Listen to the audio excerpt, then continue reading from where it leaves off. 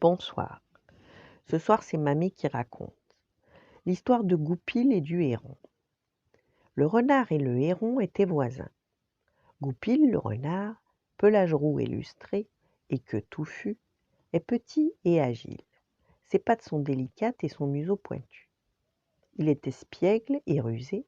Il vole volontiers les œufs des poules, voire les poussins, mais peut très bien se nourrir de petits riens.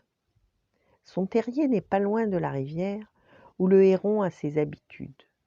Le héron, au long bec, au bout de son long cou, perché tout en haut de ses pattes fines, pêche de beaux poissons qu'il avale d'un coup.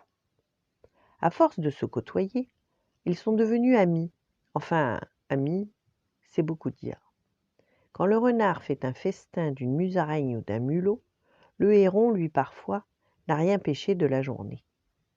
Goupil s'en moque bien, mais à l'inverse, le héron, quelquefois, attrape un énorme poisson, alors que ce jour-là, le renard n'a trouvé que quelques araignées. C'est ainsi qu'un jour, le renard invita le héron à sa table. Le coquin avait préparé une soupe qu'il servit dans des assiettes. Le régal pour le héron fut impossible. Avec son long bec, il n'en put attraper miette. Et le renard, en rigolant, de la paix le tout en un seul instant.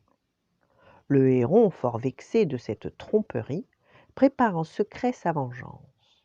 À quelque temps de là, l'oiseau convie son voisin à faire un repas chez lui. Volontiers, répondit Goupil gravi. À l'heure dite, il courut au logis du héron, son hôte du soir.